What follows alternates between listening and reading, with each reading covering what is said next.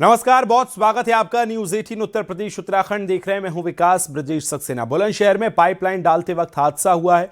मिट्टी का ढेर गिरने से एक मजदूर की मौत हो गई है। जल निगम की पाइपलाइन डालते समय यह हादसा हुआ। मिट्टी में दबे मजदूर के शव को निकाला गया है। हादसे के बाद कंपनी के जिम्मेदार फरार हो गए। पुलिस ने शव को पोस्टमार्टम के लिए भेजा है। थाना अरनिया क्षेत्र के गाँव गंगावली नहर की पूरी घटना बताई जा रही है।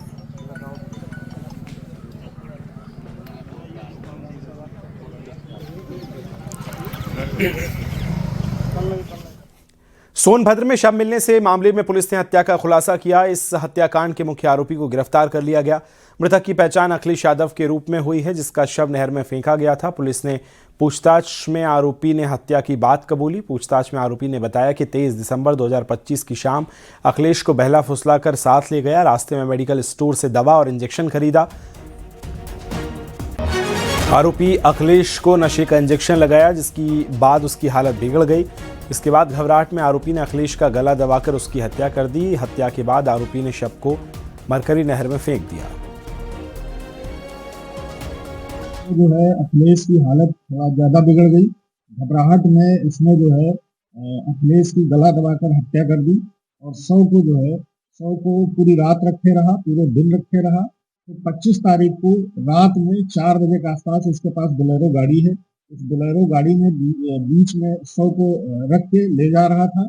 बार बार उसका चूंकि शव अकड़ गया था तो पैर जो है उसका सिर्फ नहीं बैठ पा रहा था, इसलिए उसने उसी के मतलब से उसका पैर कस के बांधा और ले जाके और जो है नहर में जो है शव को फेंक दिया था।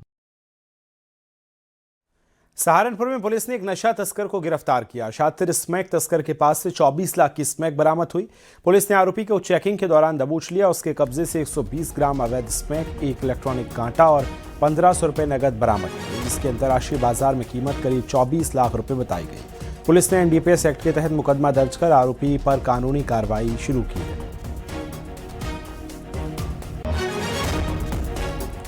संभल के सलेमपुर सलार उर्फ हाजीपुर में अवैध मस्जिद पर प्रशासन का बुलडोजर चला। बुलडोजर से मस्जिद के बचे खुचे हिस्से को भी ध्वस्त किया गया। कोर्ट के आदेश पर यह कार्रवाई हुई। इससे पहले खुद स्थानीय मुस्लिम समुदाय के लोगों ने मस्जिद के अवैध ढांचे को तोड़ दिया। स्थानीय मुस्लिम लोगों ने रात भर खुद मस्जिद के अधिकतर अवैध हिस्से को गिरा दिया और आरोप के मुताबिक हाजी शमीम को सरकारी जमीन पर अवैध रूप से मस्जिद निर्माण पुलिस ने कराया था। लेखपाल की रिपोर्ट के बाद मामला तहसीलदार कोर्ट में पहुंचा, जहां 25 सितंबर को बेदखली का आदेश जारी किया था। इसके बाद जनवरी और 3 जनवरी को खासतौर से अवैध निर्माण को हटाए जाने के निर्देश हुए। हमारा बहुत साधारण सा है, यदि कोई भी सरकारी कर्मचारी के ऊपर कोई चोट पहुंचाता है या उनको मारने का प्रयास करता है, जैसे उस दिन लेखपाल को बुलाया गया और सुभाष नाम के लेखपाल हैं हमारे, और वो तालाब के ऊपर का जो कब्जा था वो प्रधान का स्वयं का था, उसको खाली करवा रहे थे। फिर हमने उनकी ओर से एक एफआईआर दर्ज कराई है। प्रधान के खिलाफ जांच के आदेश दिए गए हैं और उसके अतिरिक्त उनको गंभीर चोटें हैं तो 307 में मुकदमा भी दर्ज किया गया है। तो कोई भी व्यक्ति जो सरकारी व्यक्ति के ऊपर हमला करेगा उसको जीरो टॉलरेंस के साथ निपटा जाएगा और एक ऐसा एग्जाम्पल सेट किया जाएगा कि भविष्य में कोई सरकारी कर्मी पर हमला न करे। कार्रवाई भी की गई है उस पूरे मामले को लेकर? पूरी कार्रवाई की गई है। कल 10 लोगों की टीम गई थी। प्रधान के सारे कार्यों की जांच की गई है और जांच की रिपोर्ट 2-3 दिन में आ जाएगी। उस पर भी हम कार्रवाई अलग से करेंगे और प्रधान पर भी एफआईआर हो गई है, जेल हो गई है। संभल में अवैध रूप से बनाई गई एक और मस्जिद को गिराने की कार्रवाई शुरू कर दी गई है। राया बुजुर्ग इलाके में बनी इस मस्जिद को प्रशासन की टीम ने बुलडोजर से ध्वस्त करना शुरू कर दिया है। जानकारी के मुताबिक ये मस्जिद करीब 552 वर्ग मीटर क्षेत्र में बनी हुई है। इससे पहले 2 अक्टूबर को भी प्रशासनिक टीम मौके पर पहुंची थी। तब मस्जिद कमेटी की खुद मस्जिद गिराने की बात कही थी। हालांकि बाद में मस्जिद कमेटी के लोग कोर्ट चले गए। अब एक बार फिर प्रशासन की ओर से कार्रवाई जारी है। ये है राया बुजुर्ग इलाका जो संभल का। आप देखेंगे 2 जेसीबी मशीनों को यहाँ पर लगाया गया है। ये अवैध रूप से बनाई गई मस्जिद है, ऐसा यहाँ पर दावा किया गया था और उसके बाद ये पूरी प्रक्रिया यहाँ पर की जा रही है। इस वक्त प्रशासनिक अमले से अधिकारी हमारे साथ हैं। सर, अपना नाम बताएं पहले। मेरा नाम दीपक कुमार जुड़ा। दीपक जी, यहाँ पर जो पूरी मस्जिद गिराई जा रही है, ये क्या वजह है, क्यों गिराई जा रही है? ये सार्वजनिक नंबर है, गाड़ा संख्या 459 खादे कट्टे का नंबर है, तो जिस पर मस्जिद बनाकर जो अवैध अतिक्रमण किया गया था लगभग 15-20 साल पहले। आज यहाँ पर क्या इससे पहले भी कोई आप लोगों ने नोटिस दिया था? आज इसमें तहसीलदार न्यायालय से इसमें सितंबर में बेदखली का आदेश हो गया था, जिसके क्रम में 2 अक्टूबर को बेदखली के लिए आई भी थी यहाँ रायसोटी। इन्होंने 1 हफ्ते का समय मांग लिया था। इस बीच इन्होंने कोर्ट में रिट भी डाल दी थी, तो रिट खारिज हो गई, तो इन्होंने अपने आप तोड़ा भी नहीं, तो मजबूरन फिर से हमें आना पड़ा यहाँ। हाँ, कितना एरिया होगा और इसमें मस्जिद के अलावा ये किस चीज़ के लिए बनाया गया था एरिया? ये खाद्य कट्टे के लिए सुरक्षित नंबर होता है। इसका लगभग एरिया है 552 वर्ग मीटर, जिस पर उन्होंने मस्जिद बनाकर कब्जा किया था और आज ये ध्वस्तीकरण की कार्रवाई होनी है बेदखली के लिए। इससे पहले भी 2 अक्टूबर को आपकी टीम यहाँ पर आई थी, तब आपको क्यों नहीं यहाँ पर रोका गया था? यहाँ के स्थानीय लोगों ने ही समय मांग लिया था इन्होंने, जो मुतवल्ली मिंजार के 1 हफ्ते के अंदर हम खुद से तोड़ लेंगे, लेकिन उन्होंने तोड़ी नहीं। अब ये किसके आदेश से, क्या कोर्ट के आदेश से हो रहा है? कोर्ट में तो ये गए थे, रिट डाली थी, याचिका जो खारिज हो चुकी है, क्योंकि रिजर्व लैंड का नंबर है, तो यहाँ पर कोई भी अवैध अतिक्रमण नहीं हो सकता। तो आज ये पूरी प्रक्रिया यहाँ पर होगी? आज ये पूरे बेदखली हो जाएगी, पूरे खाली होना है। शुक्रिया हमसे बात करने के लिए दीपक कुमार, जो यहाँ पर स्थानीय प्रशासनिक अधिकारी हैं, और उनका ये कहना है कि ये जो पूरा मस्जिद गिराने का काम किया जा रहा है वो यहाँ पर इसीलिए क्योंकि ये पूरी तरह से अवैध रूप से बनाई गई थी। बरेली में महापंचायत चुनाव की सुगबुगाहट तेज होते ही यहां पंचायत चुनाव में अवैध हथियारों की मांग चुनाव से पहले बढ़ गई है। तहत तमंचों की खेप लेकर पहुंची पुलिस ने मुखबिर की सूचना पर 2 कारीगरों को रंगे हाथ गिरफ्तार कर लिया। पुलिस ने दोनों कारीगरों के पास से 3 स्पेशल तमंचा और बड़ी तादाद में कारतूस बरामद किए। फिलहाल पुलिस अब गिरफ्तार दोनों कारीगरों से पूछताछ कर रही है।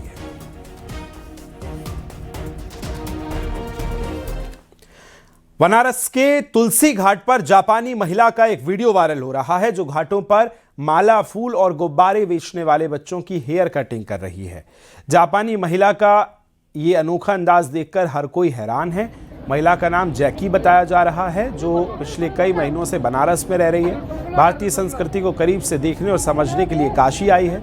इस दौरान वो गरीब बच्चों के साथ उनके भाव से हेयर कटिंग कर रही है।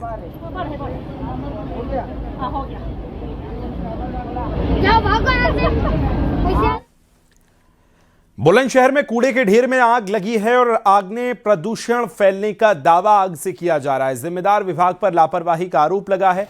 नगर पालिका के डाले गए कूड़े के ढेर में आग लगी। पूरा इलाके में घना धुआं और प्रदूषण हो रहा है।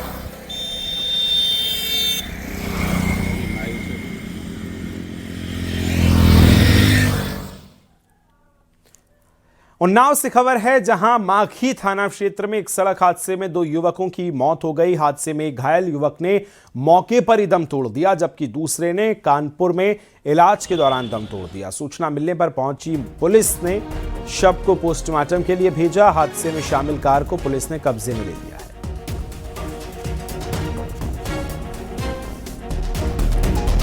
एटा में लव मैरिज के विरोध में बुलाई गई एक पंचायत में चाकू से हमला हो गया। हमले में एक युवक की मौत हो गई, जबकि उसका साला गंभीर रूप से घायल हो गया। घटना कोतवाली देहात थाना क्षेत्र के मानपुर गांव की है, जहां अर्जुन नाम के शख्स के पास में रहने वाली एक युवती से प्रेम विवाह किया था। इसी विवाह के विरोध में लड़की के पिता ने कॉलोनी में एक पंचायत बुलाई थी। पंचायत में युवती के पति के भाई सुरजीत और जीजा भी मौजूद थे। आरोपी की लड़की के पिता ने पहले से ही कुछ हमलावरों को बुला रखा था। इन हमलावरों ने जीजा और साले सुरजीत पर धारदार चाकुओं से ताबड़तोड़ हमला कर दिया।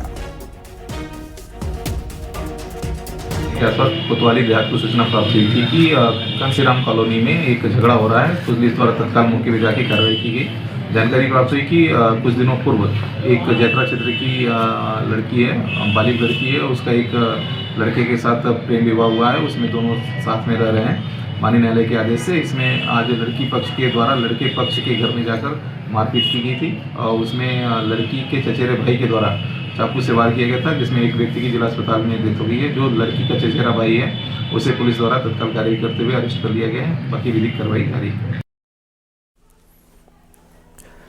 आगरा में पालतू कुत्तों को लेकर 2 पक्षों में विवाद बढ़ गया, जिसमें एक पक्ष ने दूसरे पक्ष की एक शख्स की बुरी तरह पिटाई कर दी। वीडियो सोशल मीडिया पर वायरल हो गया।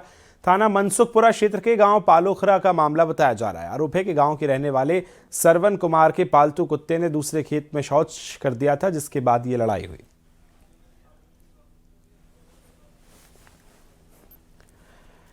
लखनऊ से खबर, जहां कुत्तों को मारने अस्पताल में लोग घुसे हैं। लाठी डंडे लेकर अस्पताल में आरोपी घुस गए। आरोपियों ने अस्पताल का फर्श भी तोड़ दिया और अस्पताल के कर्मचारियों से गाली गलौज की। अस्पताल संचालक ने पुलिस को इसकी सूचना दी। मामले का सीसीटीवी फुटेज भी वायरल हो गया है।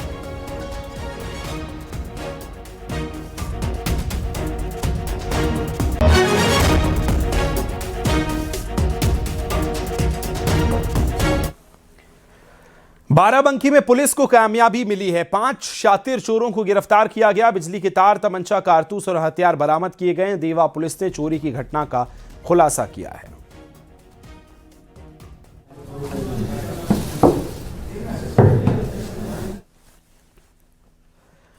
वाराणसी में आज से वॉलीबॉल प्रतियोगिता की शुरुआत हो गई है। वॉलीबॉल प्रतियोगिता का शुभारंभ वर्चुअली पीएम मोदी ने किया। इस दौरान सीएम योगी भी सिगरा स्पोर्ट्स कॉम्प्लेक्स में मौजूद रहे। पीएम मोदी ने कहा कि 2014 के बाद से लगातार खेलों के विकास को लेकर सरकार काम कर रही है। इसका परिणाम भी खेल प्रतियोगिता में देखने को मिल रहा है, जहां भारत लगातार पदक जीत रहा है। आज देश में खेलों का माहौल है। सीएम योगी ने कहा, यूपी में सरकार निचले स्तर के खेलों को बढ़ावा दे रही है। गांव से लेकर जिलों तक खेलों के स्टेडियम बन रहे हैं।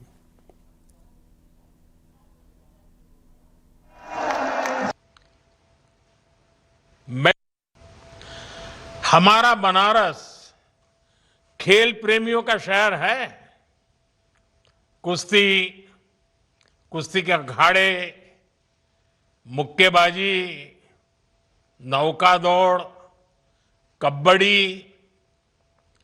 ऐसे कई खेल यहां बहुत मशहूर है।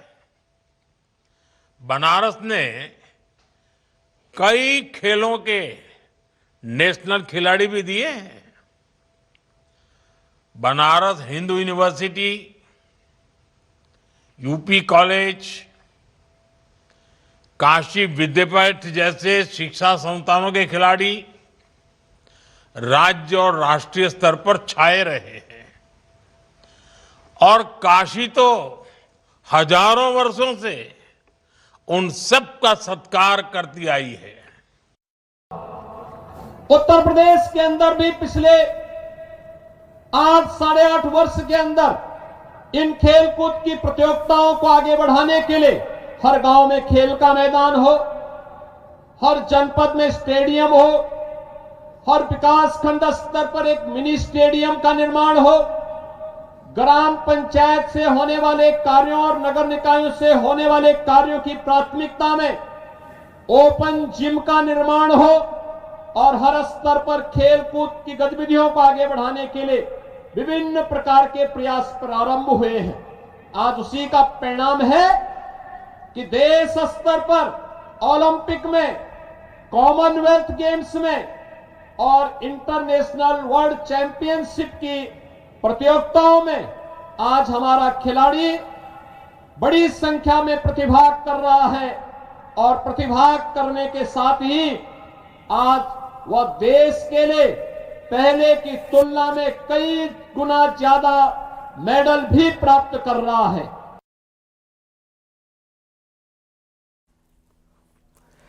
योगी सरकार की बड़ी सौगात मिली है। योगी सरकार चिकित्सा से क्षेत्र में अब नौकरियां देने वाली है। करीब 1200 नौकरियों की सौगात मिलने वाली है। मेडिकल कॉलेज में बम्पर भर्तियां होंगी। असिस्टेंट प्रोफेसर के 1112 पदों पर तैनाती, 1230 चयनित नर्सिंग अधिकारियों को नियुक्ति पत्र दिए जाएंगे। प्रवक्ता फार्मेसी के 11 पदों पर भी भर्ती की जाएगी।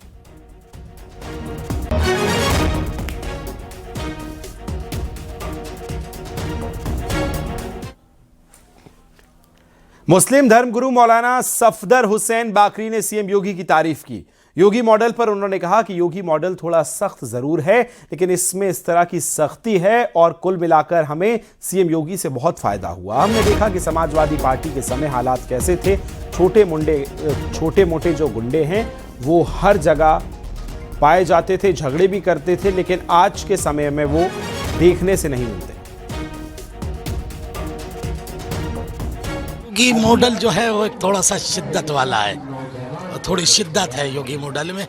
वैसे योगी से हमें फ़ायदा बहुत मिला, इसलिए कि हमने देखा था समाजवादी के ज़माने में छोटे छोटे आदमी गुंडे थे।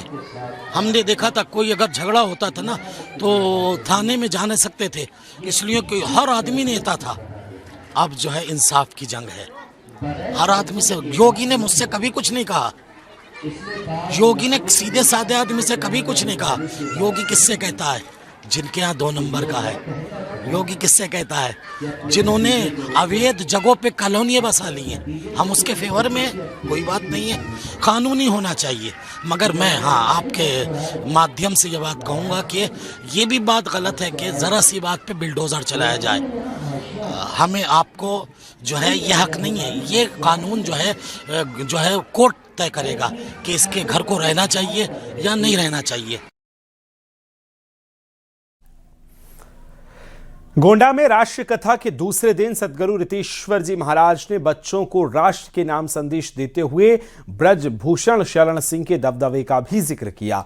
रीतेश्वर महाराज ने कहा कि ब्रजभूषण का दबदबा था, है और रहेगा।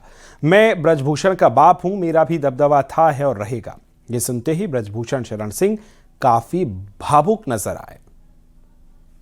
कथा किया, अगर इनको तुम समझते हो कि भाई ये अवध क्षेत्र में, उत्तर प्रदेश में, भारत में, गोंडा में सब कहते हैं ओ हो दबदबा था, दबदबा है, दबदबा रहेगा, बोलते हैं, तो यहाँ इनका बाप बैठा है, इसका भी दबदबा था, दबदबा है और दबदबा रहेगा।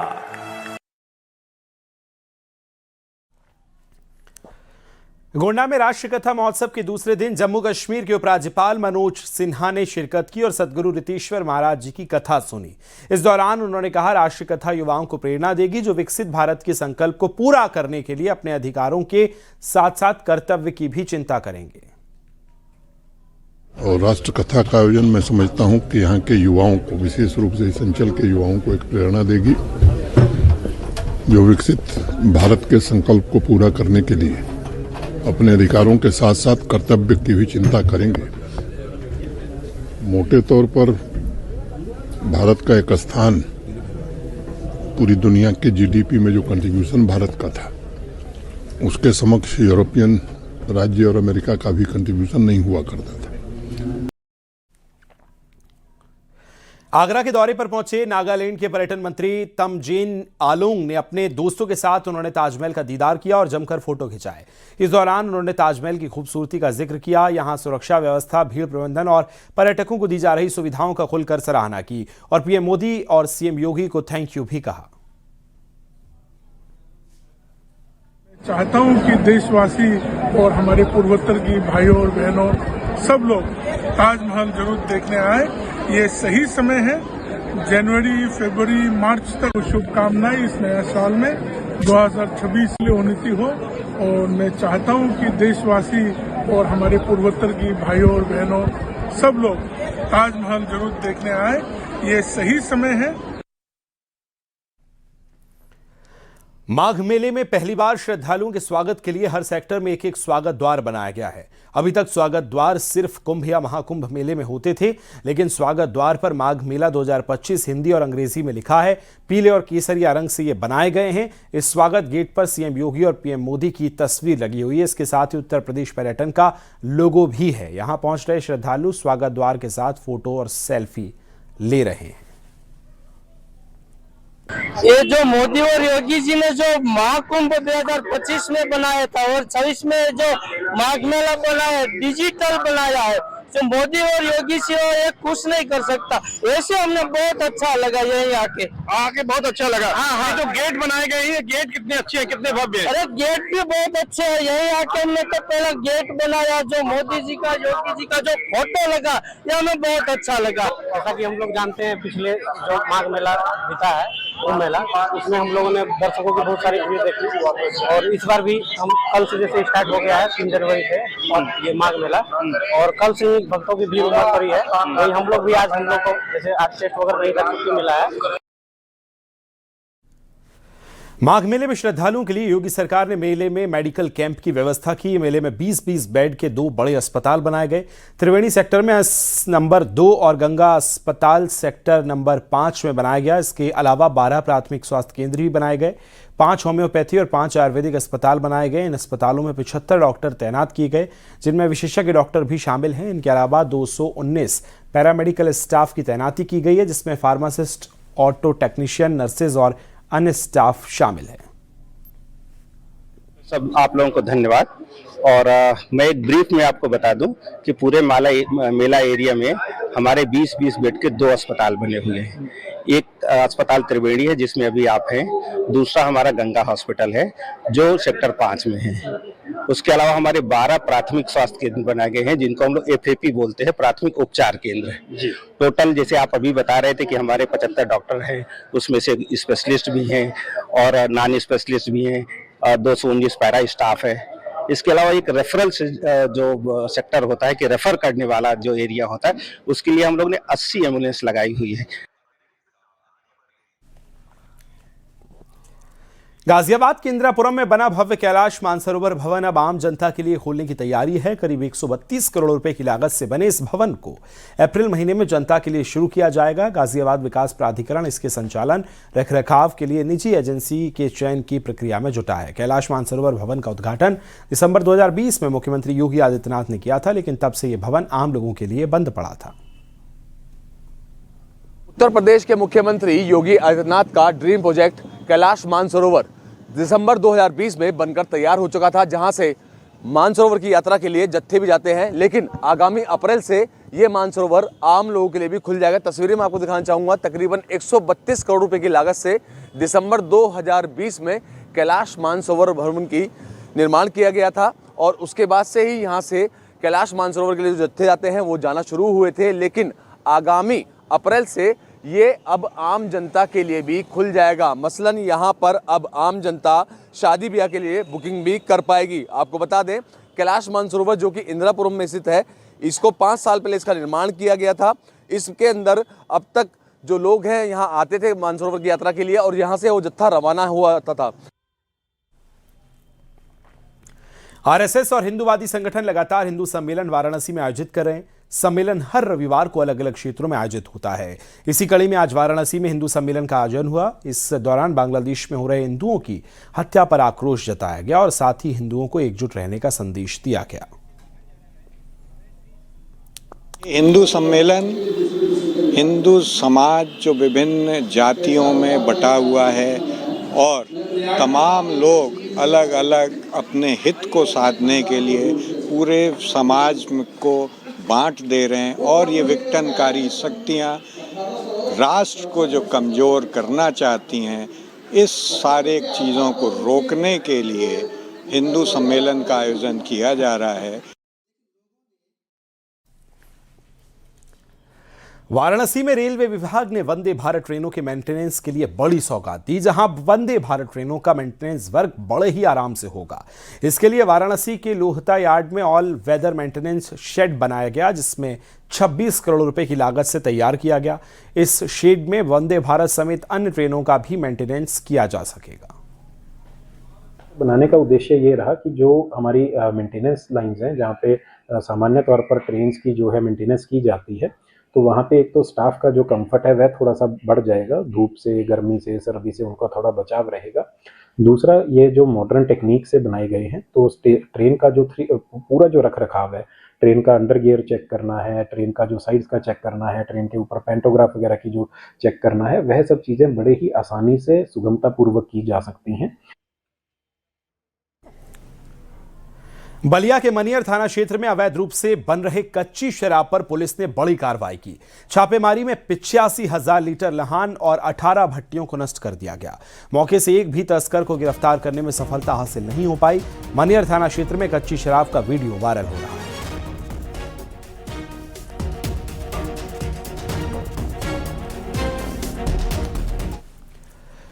प्रयागराज में पुलिस ने सेक्स रैकेट का पर्दाफाश किया है। मकान किराए पर लेकर सेक्स रैकेट का चलाने वाला संचालक गिरफ्तार हो गया और मौके पर आपत्तिजनक स्थिति में 5 पुरुष और 4 महिलाओं को पकड़ा गया। सभी से पुलिस पूछताछ कर रही है। पकड़ी गई महिलाएं दूसरे शहरों की रहने वाली हैं। पकड़े गए आरोपियों के खिलाफ अनैतिक देह व्यापार की धाराओं में मुकदमा दर्ज किया गया।